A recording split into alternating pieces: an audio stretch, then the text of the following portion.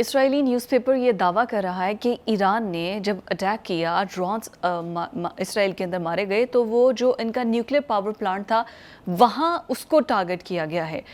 تو پھر اس news paper کے اکارڈنگ تو بخاری صاحب مجھے ایسا لگتا ہے ایران کو پھر سپر پاور ڈکلیئر کر دینا چاہیے کہ اس کے پاس اتنی ایڈوانس ٹیکنالوجی ہے کہ وہ تو ڈائریکٹ جا کے اسرائیل کے ایٹامک پاور پلانٹ جہاں پر ہے ان کو اٹیک کر رہا ہے. دیکھیں پہلی بات تو یہ ہے کہ ایران کے حملہ کرنے کا جواز آپ کو سمجھ آتا ہے، کیونکہ ان کی قونصل خانے پر حملہ کرنے کا مطلب یہ ہے کہ آپ نے ایران کی سرزمین پر حملہ کیا ہے. ہم پچھلے پروگرام میں یہ وضاحت کر چکے ہیں کہ جو ایمبیسیز ہوتی ہے جس ملک کی ہوتی ہے اس ملک کی سرزمین جو ہے ٹیریٹری ہوتی ہے. تو ایک تو یہ کہ اس ایران کو جواب تو دینا تھا، اور یہ بھی آپ کو یاد ہوگا کہ میں نے اور آپ نے یہ بار بار کہا کہ یہ نہیں ہو سکتا کہ آیت اللہ خامنائی کچھ کہہ دیں یا ابراہیم رئیسی کچھ کہہ دیں تو اس پر عمل نہ ہو، لہذا وہ تو ہماری بات ثابت ہو گئی. لیکن میں ایک آپ کو اسرائیلی ایٹیچیوڈ بتانا چاہتا ہوں کہ آپ کو یاد ہوگا 2006 میں ایک دفعہ حزب اللہ نے حملہ کیا تھا ایک علاقے پر اسرائیل کے. آسمان سر پہ اٹھا لیا جی اسرائیل نے کہ ہو یہ بہت بڑا ایک خوفناک دہشت گرد تنظیم ہے، اس سے پوری دنیا کو خطرہ ہے، اور اسلحہ بھی جمع کر لیا، پیسے بھی لے لیے سب سے. یہی حرکت اب وہ کر رہا ہے. یہ اخبار کی جو خبر ہے، آپ بتائیے مجھے کہ اگر ایران نے اس ایٹامک سینٹر کو کر لیا ہوتا ٹارگٹ تو وہاں تو اس وقت جشن منایا جا رہا ہوتا. سب سے پہلے ایران کنفرم کرتا. اور دوسری بات یہ کہ 4 دن کے بعد 5 دن کے بعد اسرائیلی اخبار کو اب پتہ چلا ہے کہ وہاں نیوکلیر پاور پلانٹ جو ہے اس کا وہ اٹیک ہو گیا ہے. تو یہ جو ہے یہ پروپیگنڈا ٹول ہے، یہ ایران کو ڈرا کر پوری دنیا کی ہمدردیاں حاصل کرنے کی، ایران سے ڈرا کر ساری دنیا کی ہمدردیاں جو ہیں وہ حاصل کرنے کی کوشش کی جا رہی ہے کہ ایران بہت بڑی خوفناک ایک ملک ہے، اور وہ سینکشن وغیرہ سے اس کو اثر نہیں پڑتا. یہ تو میں نے آپ کو پہلے بھی کہا تھا کہ ایران جو ہے وہ ایک نڈر ملک ہے، اس کی قوم جو ہے ایک قوم ہے، اس لیے وہ ان چیزوں سے نہیں ڈرتی ہے. ہم جو بات کہنا چاہ رہے ہیں وہ یہ ہے کہ یہ ہوا بنا کے پیش کرنے کا جو رویہ ہے اسرائیل کا، it is only to get more and more support in term of weapons, in term of money, and in term of کہ جو انٹرنیشنل فورمز ہیں وہاں پر اسرائیل کی آواز کے ساتھ آواز ملا کے اٹھائی جائے. تو اس سے تو زیادہ امپریس ہونے کی ضرورت ہے. ایک ایموشنل سپورٹ لی جا رہی ہے. تو امریکہ اس کو دے تھوڑا ایڈ دی تو ہے. دیکھیے امریکہ جو ہے اس کی مجھے جو اچھی بات کہہ دیں آپ، میں یہ کہہ سکتا ہوں کہ اچھی بات لگی کہ امریکہ کے جو بائیڈن صاحب نے کہا ہے کہ اسرائیل کو ایرانی حملوں سے گزند پہنچا تو امریکہ جنگ میں شامل ہونے پر مجبور ہو جائے گا. اس کا مطلب یہ ہے کہ پہلے والے حملے ہضم کر گیا ہے امریکہ. اس نے کہا آئندہ اگر ہوا تو وہ تو ایران نے صاف کہہ دیا ہے کہ ہم نے یہ جواب دینا تھا کیونکہ واجب تھا ہم پر، ہم نے جواب دے دیا، مزید حملے کرنے کا ہمارا کوئی ارادہ نہیں. مگر اگر اسرائیل نے پنگا کیا تو ہم اس کو بھی، اور اگر اس کی وجہ سے امریکہ بیچ میں آئے تو اس کو بھی عبرت کا نشان بنا دیں گے. اور I tell you when Iranians say that I have no reason not to believe it. ایک بات. دوسری بات یہ ہے کہ پینٹاگون نے ایک بڑی عجیب بات کہی ہے، وہ میرے لیے زیادہ امپورٹنٹ ہے. وہ یہ ہے کہ ہم ایران کے ساتھ براہ راست جنگ نہیں چاہتے.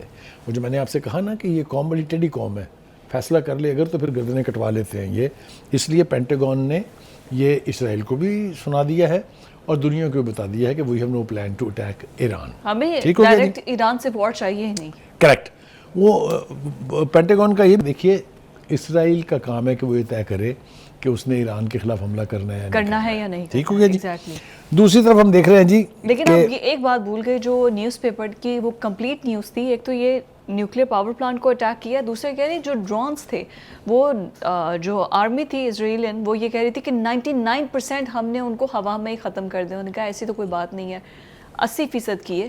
دیکھیے یہ کامیابیاں تو اسرائیل کی جو لیڈرشپ ہے اس نے مختلف طریقوں سے مانی ہیں.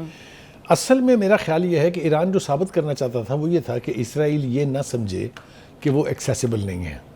انہوں نے اس حملے میں صرف یہ ثابت کیا ہے کہ ایز اینڈ وین، ابھی تو پرانے انہوں نے ڈرونز اور پرانے میزائل چلائے ہیں، ابھی تو 7 منٹ میں پہنچنے والے میزائل موجود ہیں ان کے پاس جی. وہ جب جائیں گے تو پھر کیا ہوگا وہ تو آپ منظرنامہ ذرا تصور تو کر کے دیکھیں. I think this was a warning signal to Israel that you are vulnerable. اور جو ہم نے پہلے کہا تھا، احمدی نژاد کا میں بار بار حوالہ دیتا ہوں کہ اگر آپ نے ہماری حیثیت کو، ہماری مملکت کو ختم کرنے کی کوشش کی تو آپ صفحہ ہستی سے مٹ جائیں گے. I have very good reason to believe کہ ایسا ہی ہوگا. ایسا ہی ہوگا, بالکل ٹھیک ہو گیا. دوسری طرف جناب آپ ذرا تھوڑا سا اور آگے چلتے ہیں جناب. ایک گوگل کے جو ملازمین احتجاج کر رہے تھے, بریک پر جانے سے پہلے میں نے وہ جو بتایا تھا کیا تھا, وہ نمبس پروجیکٹ نمبس تھا, اس میں احتجاج کرنے والے جو آن لائن اسٹریمرز تھے وہ 28 انجینئرز تھے جن کو فارغ کر دیا. دیکھیے بات یہ ہے کہ اس سے کوئی فرق نہیں پڑتا, بٹ دا فیکٹ ریمینز کہ گوگل جیسے ادارے کے ملازمین نے اس کے اوپر آواز اٹھائی اور پوری دنیا کی توجہ اپنے اوپر مرکوز کرائی.